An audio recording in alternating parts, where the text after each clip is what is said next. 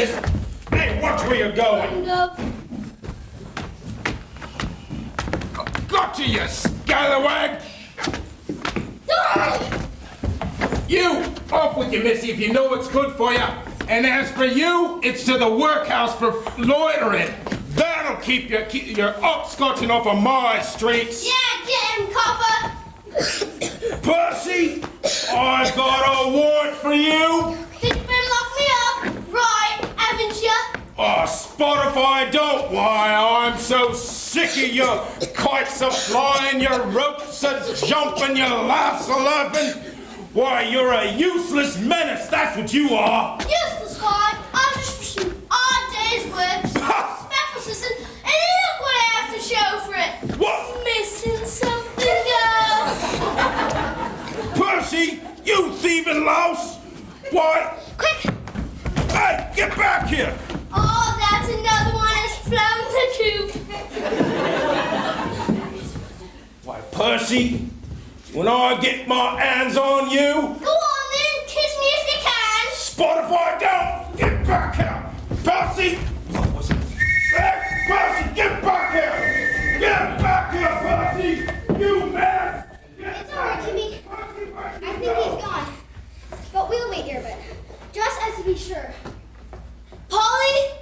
What is it, Timmy? Do you think we'll find some supper tonight?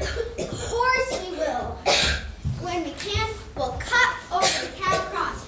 That's where we found those cabbages last week that someone threw out as scraps. Remember? Oh, get out of here. Polly? What? Do you think we'll find some carrots on cow cross? Why? Because you like carrot. Good evening, young'uns. Oh, don't be afeard. I'm not here to harm ya. We just minding our own business, sir. We's not been bothering anyone. Nay, Missy, I didn't say you would, did I? No, but I wonder, as you's here, if you didn't happen to see what got that poor officer so upset just now? Nothing having to do with yourselves, I suppose. We ain't done anything, sir. Right honest. Unless opscotching be a crime. Well, no, that depends, don't it? There'll be places you can play in the street and places there ain't, right? Now, I grant ya, I've seen him be a bit harsh sometimes, but the good officer just want you to be good subjects of the Queen is all right. And I think you have been, because you already been being good in eating your mum, haven't you? We have no mum, sir. No mum? What are your pa then? Ah, see. We get by though, sir. We live in the old paper factory. There are a few others there, and we all get by. The old factory? You mean the one what's caved in? That's right, sir. But it's made of good bricks. And then it's still standing anyway. So we get by, and we's no trouble to anyone. Aye, Missy, I'm sure you're not. And I'm happy to have met you both, being always glad to know me neighbors. And as you are me good neighbors, I wonder if you'd not be willing to help me out a spot of trouble I have. Trouble, sir? You see that window there? That be my shop. And wouldn't you know, I have far too many potatoes for me to eat in my shop. A positive heap, you see. And I needs help eating them up before they gets to be no good. I don't suppose you happen to like potatoes now, do you? Yes, sir. We like him. Do you? Boy, what a relief. That helped your old neighbor out a great deal if you was willing to eat some of 'em up for me. A few other young'uns been helping me too, and they've been staying around me shop and hearing some stories and having some lessons. But I bet you already know all your lessons and don't need no stories. Timmy likes stories. Go on, Timmy. Do you? And would you be willing to eat some of me potatoes? Yes, sir. If it'd be a help to you. Oh, indeed. I'd be right obliged to you. Matter of fact, I got a couple in my pocket here that needs gotten rid of. Here you are then. Thank you, sir. Master Timmy, was it? It's Timothy, but you can call me Timmy if you'd like. Polly does. Oh, well, that very obliging of you, Master Timmy.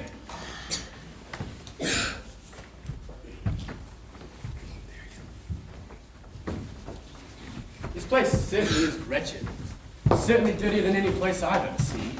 I did warn you. I was not exaggerating in my description. Now what of that character, Charles? There's a man to be a character in one of your books. Surely the great Charles Dickens can bring it to life, Back shaped like a brass monkey and heart shaped like a blooming rose. Really, Anthony? With lines like that, it's a wonder you didn't become a poet. A bard? Hey, not I. Not that I couldn't write verse as good as any man. Really? Oh, hey, we Scots are born with poetry in our souls. Page for a read, Governor? A penny, you say? Well, let's see.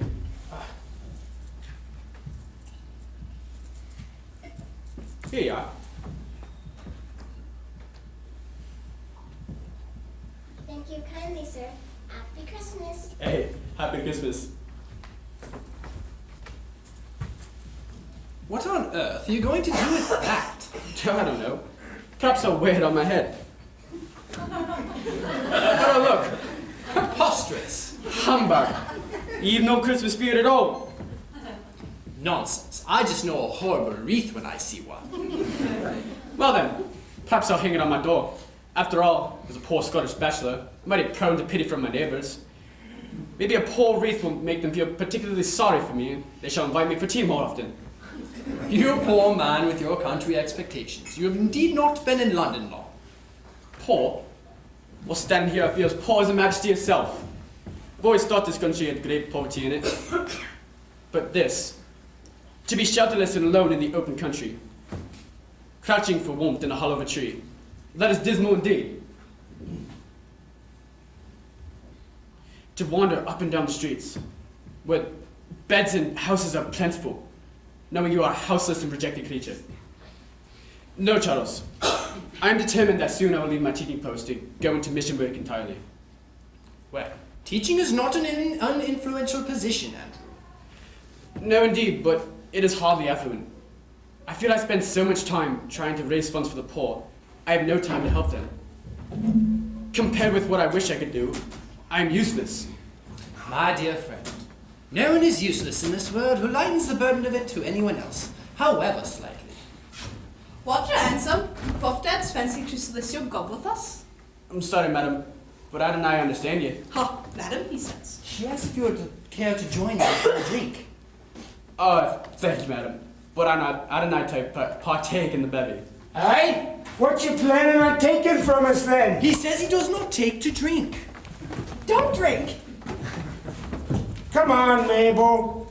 Why are you asking him anyway? Just a bit of fun in it. Come on. All right. Punish a go for having a laugh. As if the Queen be struck dead if I was to have a moment to enjoy life. Charles, now how am I speaking to helping folk when I cannot even hear what they're saying? Don't worry, Andrew. I'm sure you'll pick it up soon enough. Of course. How they will ever understand you, I couldn't say. I suppose it's sort of on both ends. Well, I've made enough notes for today. Will you return with me? No, thank you. But my landlady expects me for supper. Well, will you still join me at Parliament tomorrow? I will. Excellent. Till tomorrow.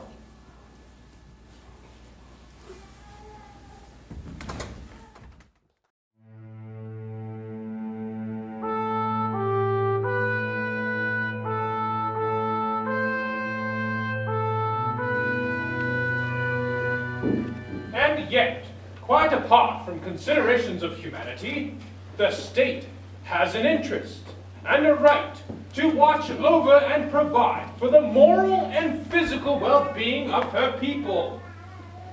Nay, the principle is beyond question. It is recognized and enforced under every form of civilized government. And by that principle, many states have already enacted a 10-hour limit on labor. France, Switzerland, Austria, Russia. In fact, I may also add, in America, for I perceive that a bill has been proposed in the legislature of Pennsylvania to place all persons under the age of 16 within the protection of the 10 hours limit. I never thought we should learn justice from the city of Philadelphia. Yet, as I have scrupulously demonstrated over the past hour, the vast and progressively increasing numbers employed in our departments of industry, children and parents alike, labor in mills and factories under a system that inflicts an intolerable amount of physical and moral suffering. Charles, who is this speaking? That's Lord Ashley, son and heir of the Earl of Shaftesbury, and one of the most effective reformers in Parliament in my mind, greatly concerned with the conditions of the laboring class, especially children. I see. And since 1816, 80 physicians and 3 medical commissioners have asserted the prodigious evil of the system. The government commissioners themselves furnished a summary of the situation thus. The excessive fatigue, privation of sleep, swelling and pain in various parts of the body experienced by the young workers, coupled with the constant standing, the peculiar physical motions required in the labor of the factory, as well as the high temperature and impure atmosphere in which they labor, do sometimes terminate in the production of serious, permanent, and incurable diseases. When I myself was in the manufacturing districts in 1841, I went over many of the hospitals and drew up this note.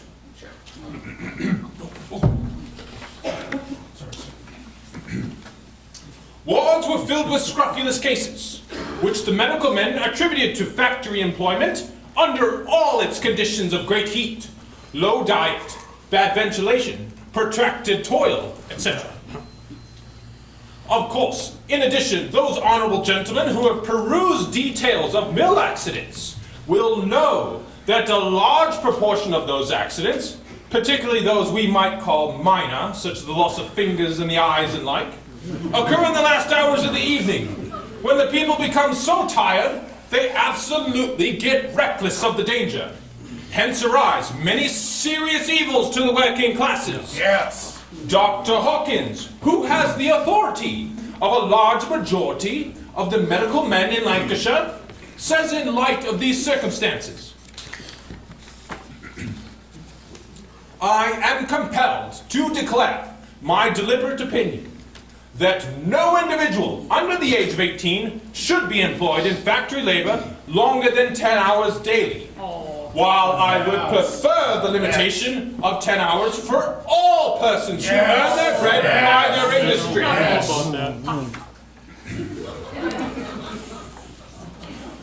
Charles, am I to understand that he's proposing a bill to limit the daily labor for factory workers to 10 hours? Yes, How many hours do they usually work in a day? there are some laws recently passed that restrict hours for young children and women, but for the rest, 15 or 16. 16 hours? In addition, the early exhaustion of their strength forces many laborers to abandon their employment, or more often, they are cast off by their employers. Yes. A few may survive who are naturally vigorous, but a large proportion sink into a state of absolute pauperism and decrepitude. Yes. 2 years ago, an inquiry was made in Manchester. it was found that of 245 cast-off spinners, 108 were supported by the earnings of their children, who were sent to work in factories. The rest were occupied as street sellers, or were engaged in begging, picking up dung, or other miserable avocations. With reference to these men, I asked how many may expect to return to a trade, and was told scarcely none. As the masters of industry require young hands and unexhausted strength. Thereby, it is not unusual that a man of 35 who has been ruined by overwork may find himself without the physical faculty to support himself or his family. I propose that any honorable gentleman willing to walk through Whitechapel or Bethel Reeds will witness the appalling effects of the system and the manufacturing status quo, and should shudder to think of the effects on future generations if this continues. Yes. If tender frames be subjected without limitation or control to these destructive systems. Yes. With a fervent prayer to Almighty God, that it may please Him to turn the hearts of all who hear me to thoughts of justice and of mercy, I commit the issue for consideration to the judgment of humanity of Parliament. Thank you, Mr. Speaker. Sir Grant. I would like to call attention to the House of the changes that have already been accomplished by the noble Lord. Since 1832, children under 8 years of age may not be employed in factories. The work of children aged 8 to 13 is limited to 6 hours a day. All night work has been abolished. We have even gone the length of restricting adult females and young persons aged 13 to 18 to 12 hours a day. Yes. Now, I am sure the noble Lord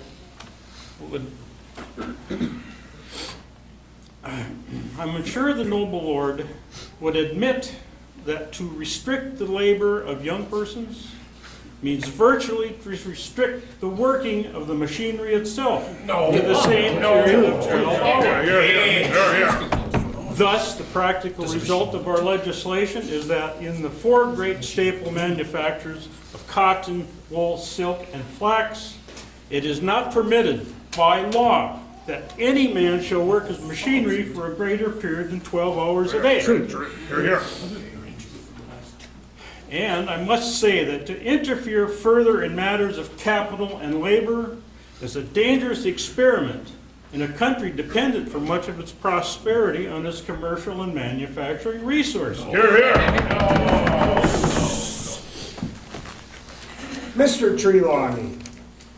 It is my opinion that persons occupying the position of the noble Lord ought to be the last to touch the rights of property. If the conditions of the laboring classes are as bad as the noble Lord says, then let the government put on additional taxes in order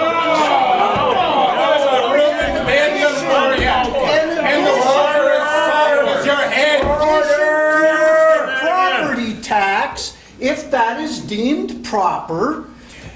But do not make a tax on the manufacturing interests, which can only end in their injury. Absolutely.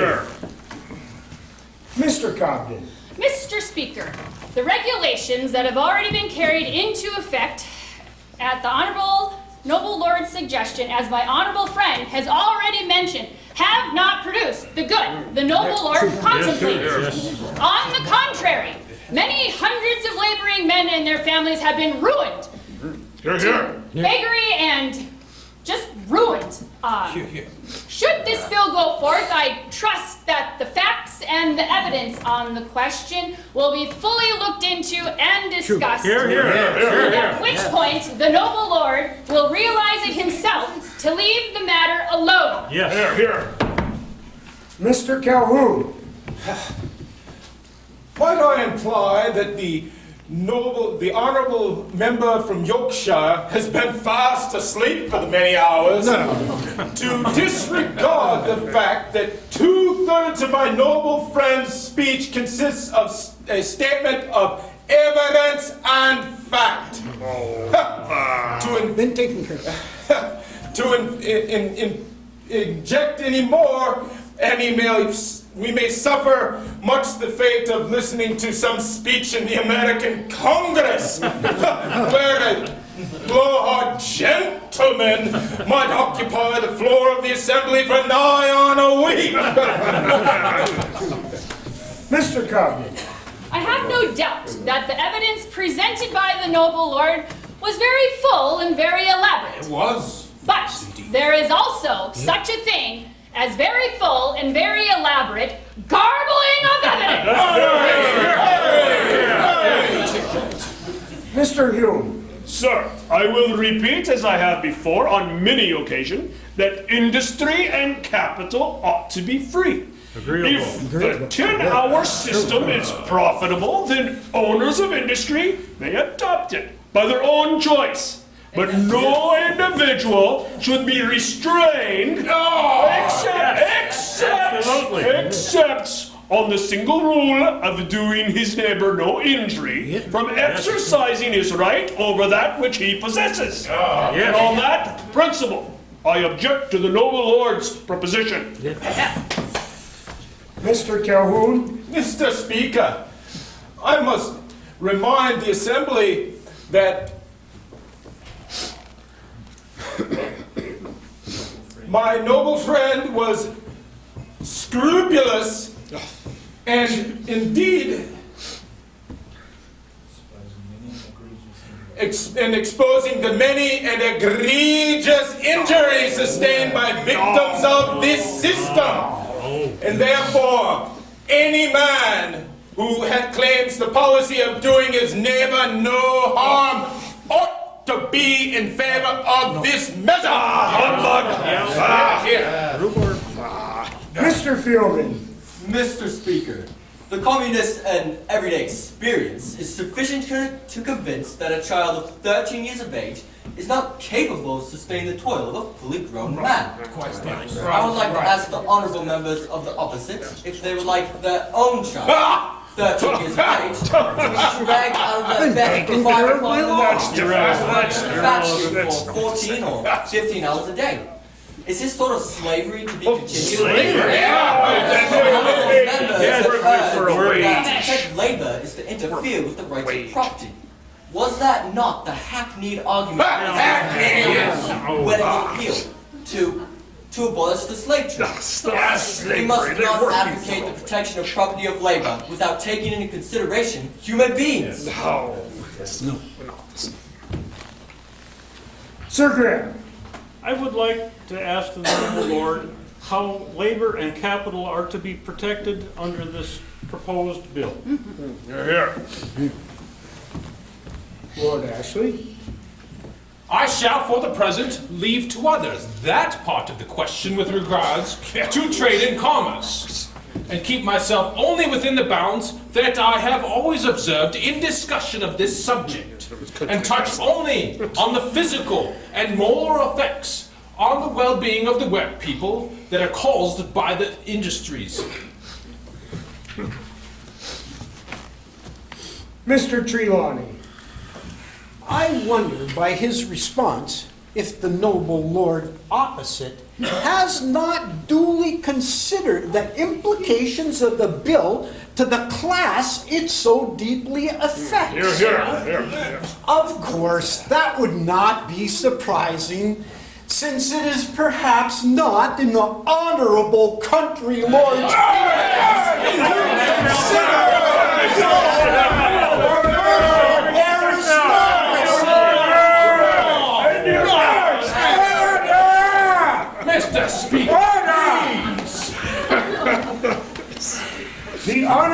gentleman must restrain himself from making tasteless insinuations against the honorable members of this house. Lord Ashley. Sir, it is very sad, though perhaps inevitable, that such charges should be made. But I emphatically deny the accusation. Can any man now hesitate to believe that the success of the commercial is essential, not only for the welfare, but for the existence of the British Empire? No, we do not see the collapse of industry, nor do we fear your rising political power, nor envy your riches. We seek but a slight relaxation of toil, a time to live and a time to die, a time for those comforts that sweeten life, and a time for those duties that adorn. And then there's nowhere for them to make any money. Order! Mr. Speaker, sir, I cannot fail to perceive that to weary the House with repetitions of this matter is useless, and therefore disrespectful.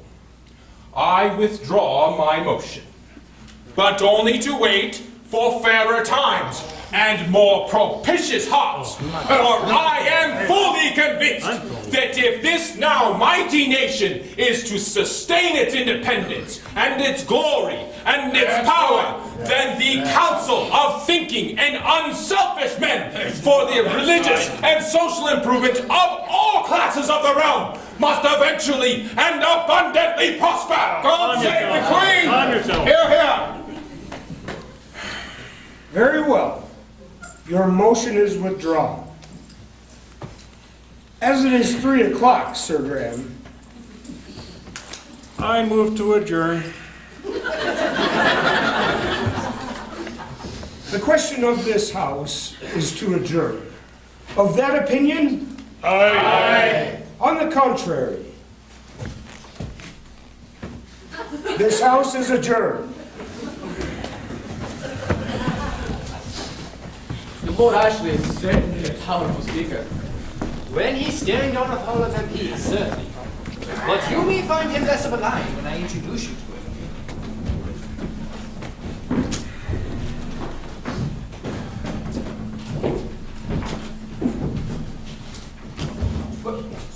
Charles!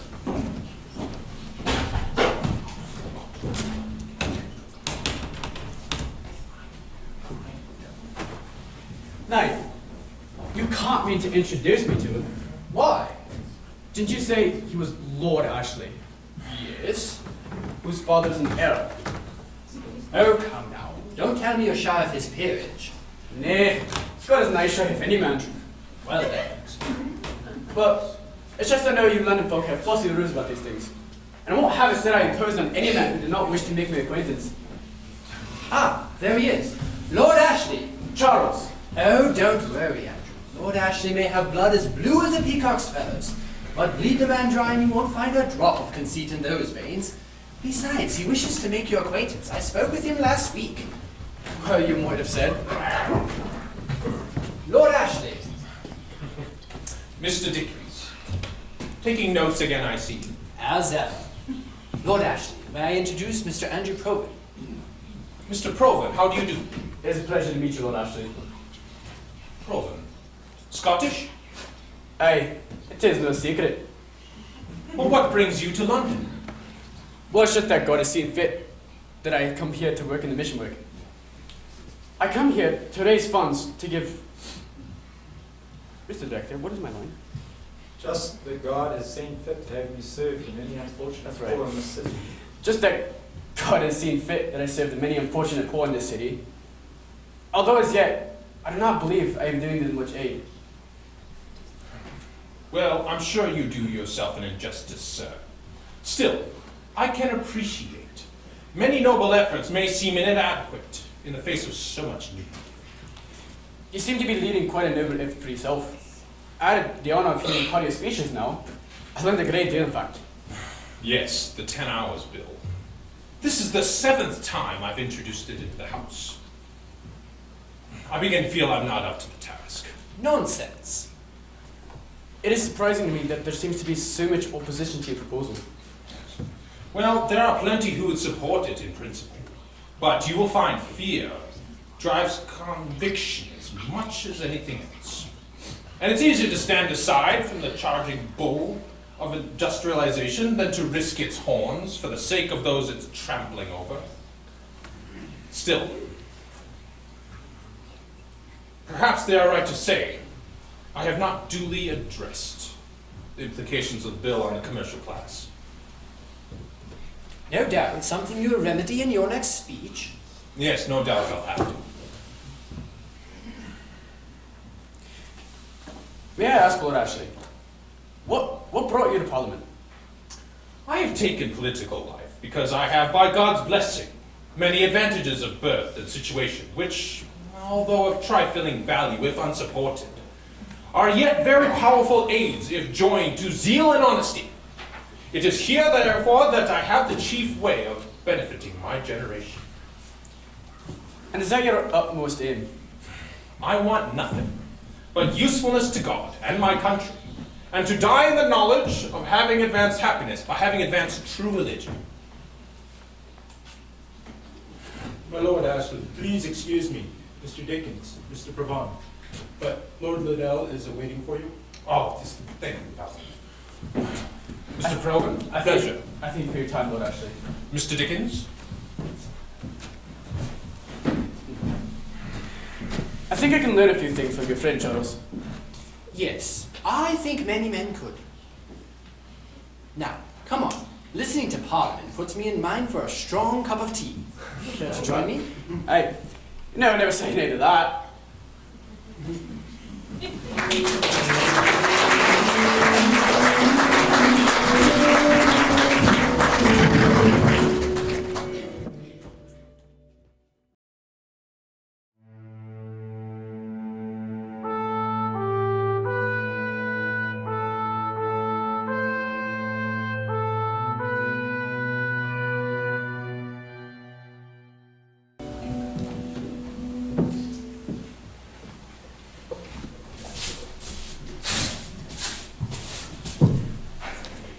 Then, Mabel, get yourself off home, wherever that is tonight. Come on. All right. I was on my way. No need to do me the ribs, like. Well, what I've been telling you about sleeping on my front doorstep. I'm warning you, it'll be the bailiffs next time. Now clear off. I was on my way. Blame a poor girl for shutting her eyes for a wink, as if the world were about to end. Eyes taste a bit of forbidden fruit sleep.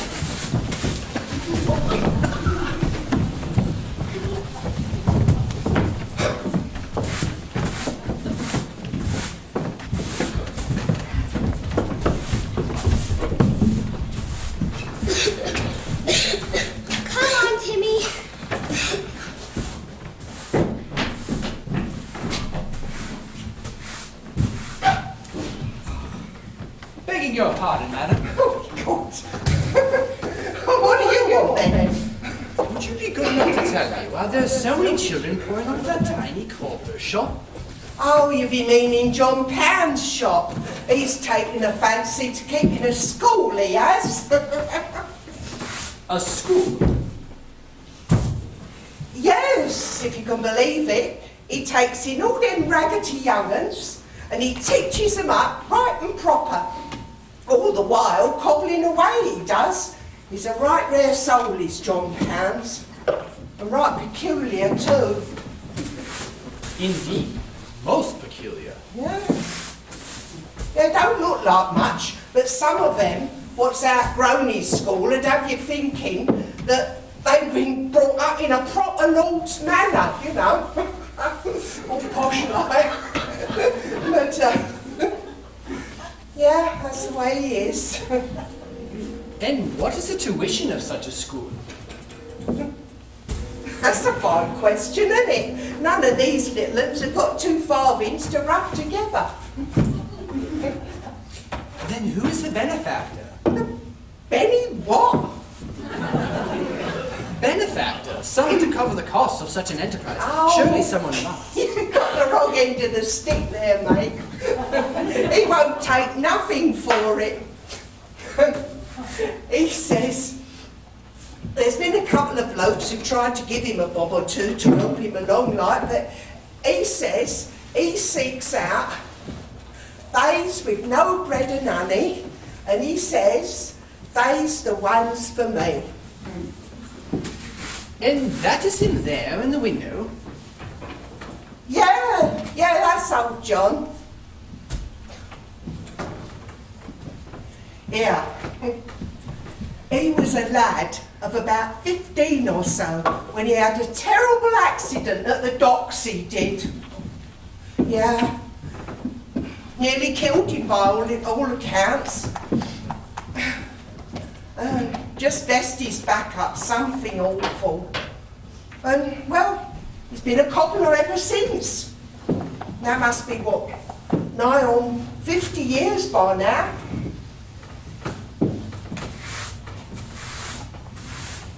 Thank you, madam. I am much obliged to you. Oi, Susanna?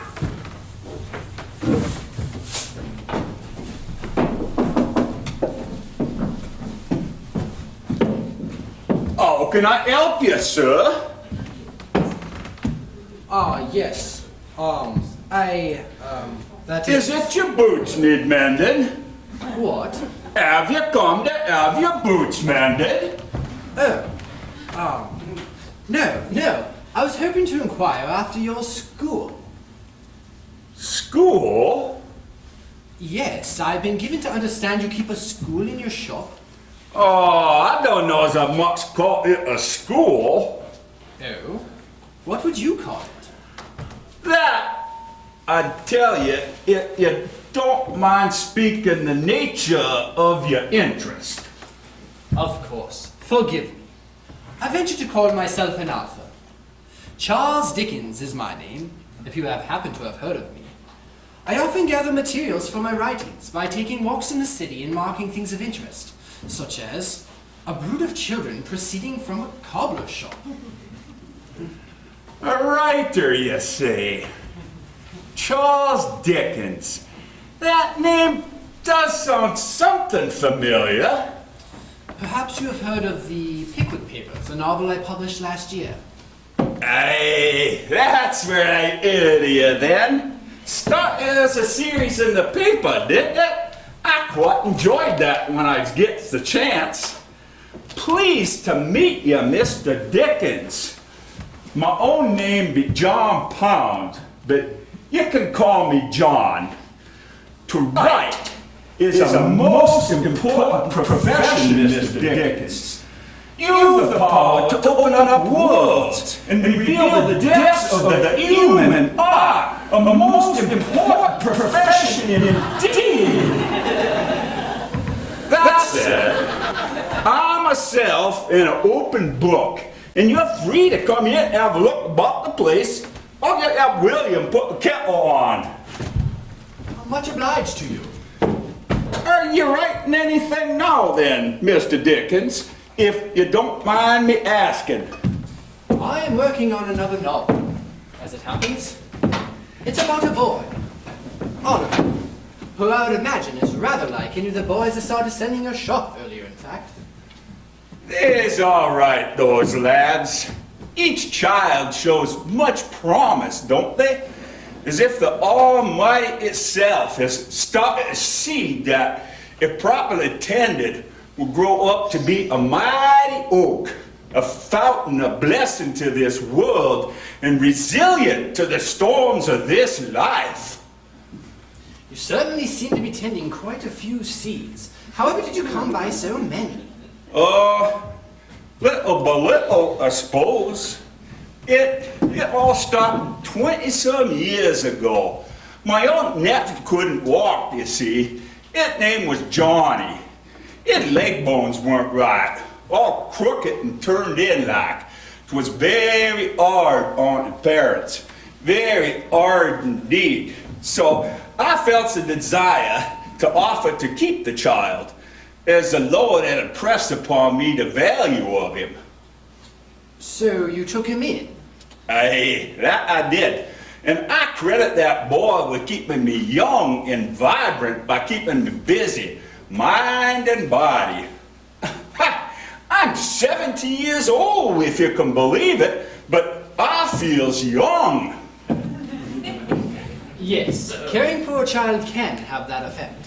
Well, once I had Johnny, I was eager to find a playmate for him. And during the day while working me shop, and it wasn't hard seeing us so many young and roam free in these parts. If I see a little one wander in the neighborhood for more than a day or two, I comes to realize they probably ain't got no one to care for them. So I lets it be known that they be welcome to me. That's how I ended up with my 30-some little vagabonds. And where is Johnny now? Oh, he's all grown up and living on the west side. Works as a printer, he does. Loves having books all about him, he does. And can he do such work with his legs bent as described? Well, once I took Johnny in, I got to tinkering, and I was able to make him a special pair of shoes with wedges, you see. I'm sorry to say they hurt him terribly, but he's understood it was helping him. He is a bright boy. And the shoes, they corrected the problem? Aye, that they did. To look at him now, you'd never know he was born with anything but a perfect pair of limbs. Then he is greatly indebted to you. Nay, there's no debt for what done in love. If it were, it'd be I that owed Johnny. And are these all your school children? Hey, some years ago, a painter visited and gifted me this. They don't look like much, nothing the world notices, but it's a real treasure, and these the ones for me. That Margaret there in front, she married an Irish minister, and they's living in Belfast, last I heard. Peter's here. Hard to believe that little boy now a captain was put near 100 soldiers in his charge. Annie here has a shop in Stratford now. I must confess, nothing give me more pleasure than to see them little ones grow up to be strong in mind and art, blessing the world with their hands. And there, that Johnny, he'll be 30 this year.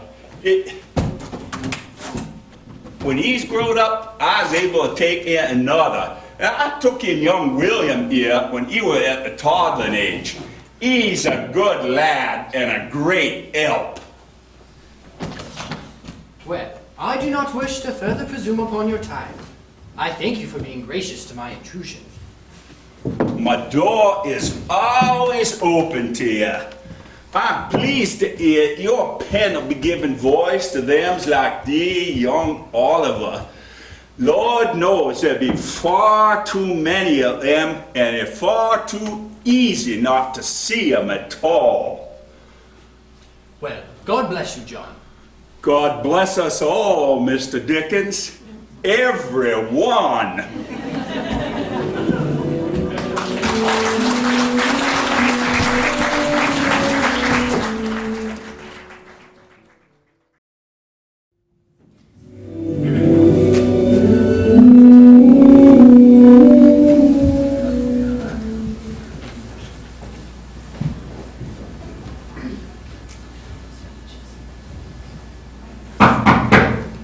Come in. Andrew! Charles, it's good to see you. I hate to call you when it throws you work, but I was just passing through. Not at all. I'm in sore need of an interruption, and it's been far too long since our last meeting. Please, have a seat. Oh, forgive me. Have you ever thought of hiring a clip, Charles? I don't need some James or Robert ruining my perfectly organized stacks. I was a great suggestion. But I can see you've got everything well under control. Exactly.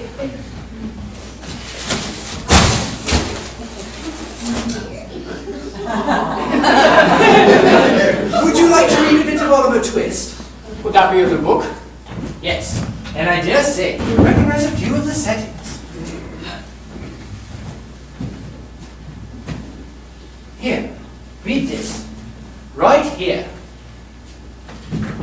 A dirtier, more rigid place he had never seen. The street was very narrow and muddy, and there was air, and the air was impregnated with filthy odors. There were a good many small shops, but the only stock in trade seemed to be the heaps of children, who even at that time of night were crawling in and out of doors, or screaming from the inside.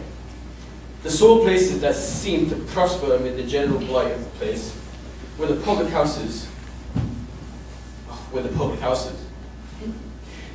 Drunken men and women were positively wallowing in filth, and from several doorways, great ill-looking fellows were cautiously emerging, bound to all appearance, upon no very well-disposed or harmless errands.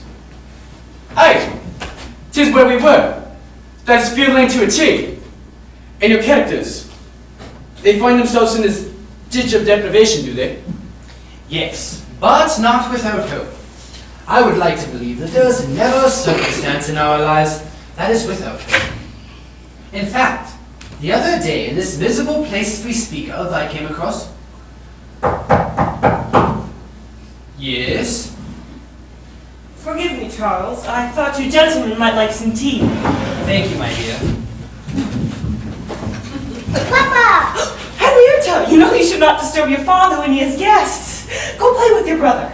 Pop don't mind, do you, Pop?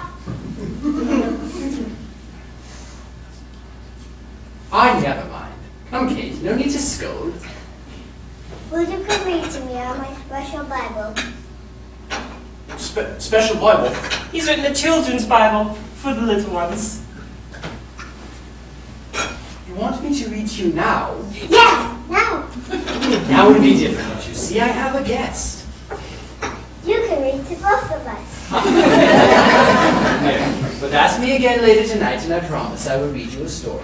Hooray! All right now, Henrietta. Let's give your father and his guests some peace. Body family, Herr Charles. So, how goes it with you? You seem encouraged since last we met.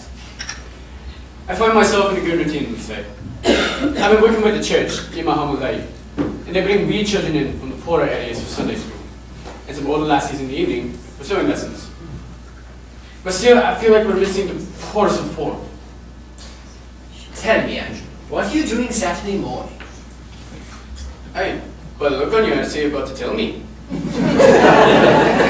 you recall on our visit that you remember a certain gentleman? Did I? I'm afraid it was a while ago. Let's see. Back like a brass monkey, heart like a blooming rose. Aye, now I do recall. What of the man? I met him. Did you? Yes, he's a cobbler. Well, it's no surprise a man like that would go in for the gentle craft. Well, it turns out his work goes a little beyond mending shoes. What, he mends buckles and such as well, you mean? No. His shop is open to some other line of business? His shop is open to some 30 or 40 children.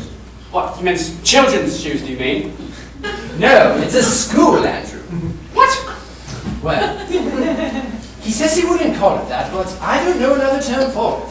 He brings children in, some off the street, some from the homes of his poor neighbors, and he teaches them anything that he can.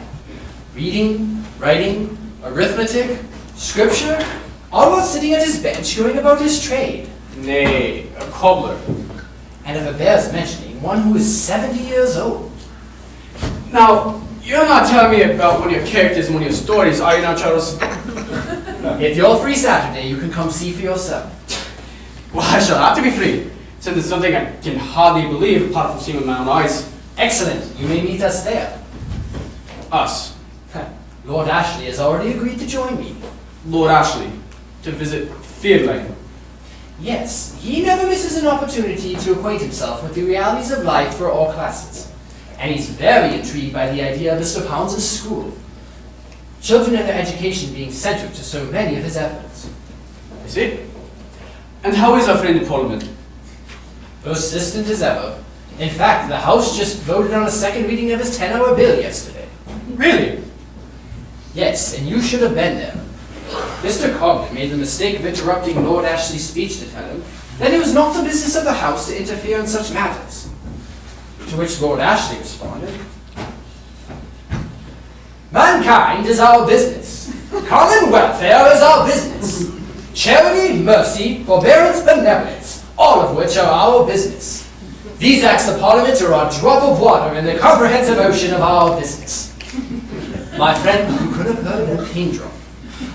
And afterwards, I even heard Mr. Cobden say that he'd never been put into such a frame of mind in the entirety of his life as he had been by Lord Ashley's speech. Well, it's good to know our noble friend has not lost his resolve. Not a bit. And most recently, he's taken up the cause who have children who have the misfortune of being chimney sweeps. Aye, well, that makes some good news. It is a sickening thing that children should be sacrificed to such a dangerous profession. Yes, it is certainly a situation that begs a remedy. But I suppose if anyone could conjure one, it would be Lord Ashley. Aye, between his discourses and your publications, and by God's good pleasure, I reckon there's great hope for the children in this country. Well, I believe I've kept you too long. I thank you for your welcome. May I see you out? Nay, I know my own way. Till Saturday then. Aye, till Saturday.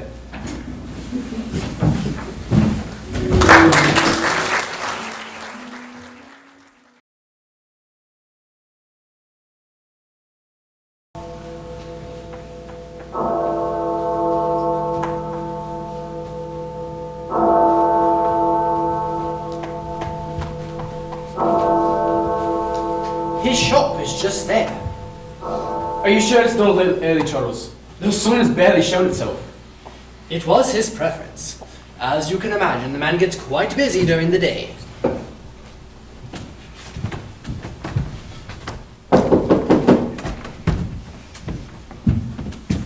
Ah, good morning, William. Is John in? Let the gentleman in, William. Sirs, you're very welcome. Please, come in. Thank you, John.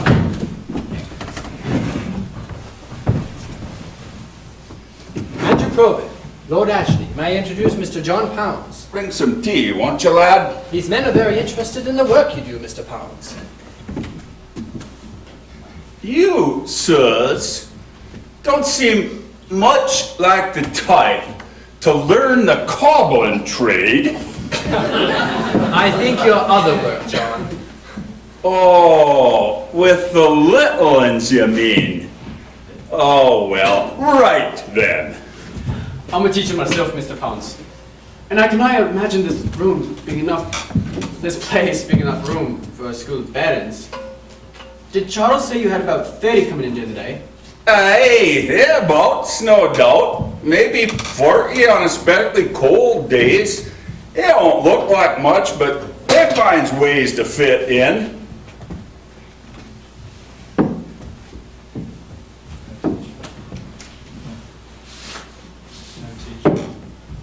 But, you know, I'm no teacher, and you can't rightly call what I have here a school.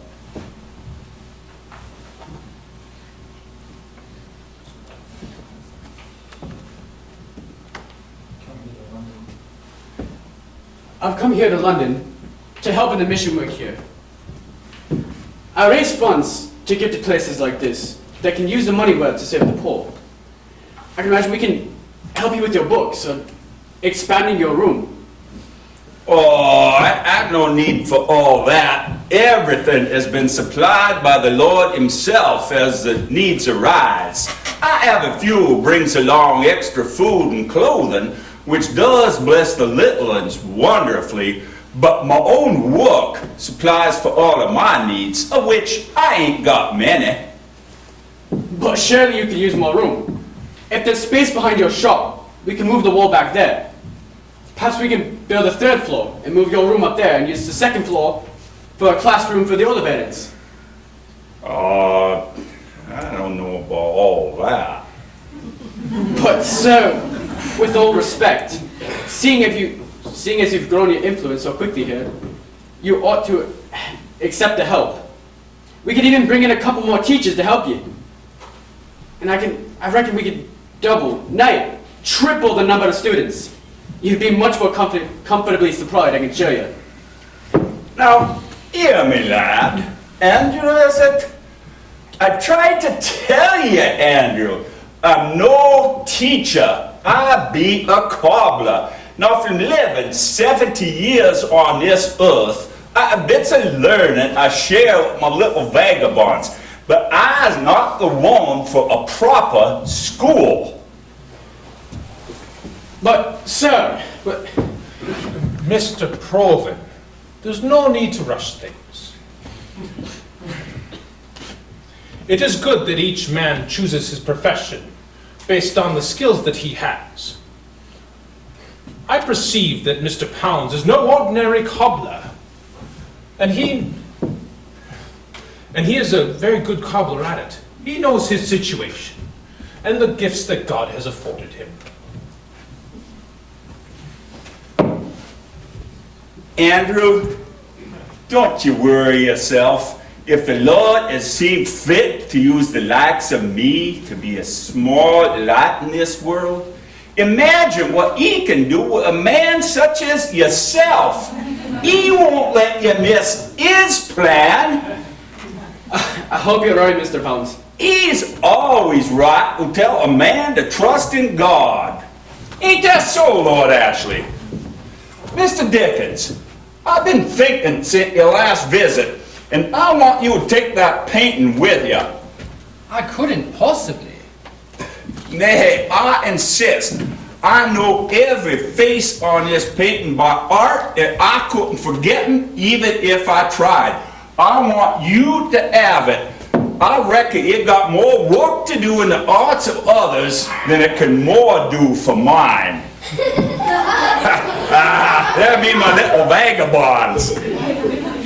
Do you mind if we stay for a bit of your morning lesson, Mr. Pounds? If you like, if you can stand your ground. Susanna! Good morning, Mr. Pounds. Good morning, Master Timmy. Is your sister not with you? She's just there, Mr. Pounds. We're always together. What's that you got in your hand, Polly? It's a buttercup, Mr. Pounds. A buttercup? Yeah, a bit late for that, I thought. Bring it here. Let's have a look. So it is. What color is butter, Polly? Yellow. Spell out. Wait a minute. Wait. Old John, he's losing it here. It's Spell butter. Spell butter. B-U-T-T-E-R. Very good. And what color is butter, Polly? Yellow. Spell yellow. Y-E-L-L-L. Nay, just two L's, Polly. Oh, Y-E-L-L-L-O. W. That right. And the flower is yellow, just like butter, isn't it? Now, spell cup. K-U-P. Nay, Polly, C-U-P. They don't know as how C spelled like K. Mind that now, Polly. C-U-P. Cup. And look down into the flower. See how it's shaped like a cup? So we calls it a buttercup. Where'd you find it? On the wall of the paper factory, near the south window. There are daisies there too. Buttercups and daisies? My! And who make a buttercup and daisies, Polly? God does, Mr. Pounds. That's right. And he cares for them in the dark night, and when the storm blows hard, and when the storm is over, and the sun shine out bright again, there's the pretty buttercups and daisies again, all shining so bright and beautiful for us to look upon. Isn't it nice for all the wonderful things God makes for us? Yes, Mr. Pounds. red roses and white roses with rose in the edges and smell so sweet, and cowslips and primroses and the pretty birds singing all day long so merrily for us to enjoy. There's no end to all the nice things God done for us, and we love Him, Polly, and we want to do what will please Him. Yes. There now. You and Timmy go get the canaries get seed for today. I'm a bringing you that, Mom, Mr. Pounds. Will you? That'd be right nice of you. But now for today, how about you read out this passage in the scripture here where it marked? It's from the Gospel of Matthew. It's what our Savior is saying to a group of folks as He sits on the mountainside. Lay not up for yourselves treasures upon earth, where moth and rust doth corrupt, where thieves break through and steal. Lay up for yourselves treasures in heaven, where neither moth nor rust doth corrupt, where neither thieves break through and steal. Lay up for your treasures, there will the heart be also. Thank you, Lizzie. Now, Millie, come up and say a pretty little verse for these gentlemen. How doth the little busy bee? How doth the little busy bee improve each shining hour, and gathers honey all the day from every opening flower. Well done, Millie. Now, you don't have Lizzie teach you a song, right? Where you at, you rascals there in the corner? I's a pay into you if you's not mine. Nothing to harm, Mr. Pounds. Now, get your sums ready, Percy, and give us a look. Most age could be away working at a factory, but they've come to know that if they get some lessons, they'll have a better chance at life. Well, show the gentleman. Well, the figures are well formed and the sums are correct. That rascal, he can do them when he likes.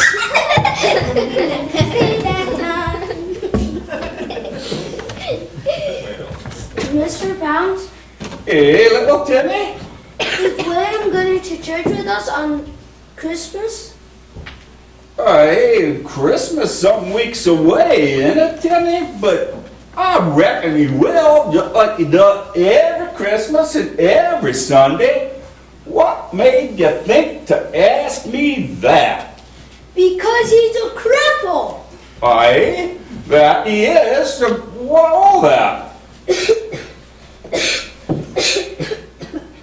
I think it might be pleasant for folks to see him on Christmas, so stay be reminded on Christmas Day of who makes the lame beggars walk and the blind men see.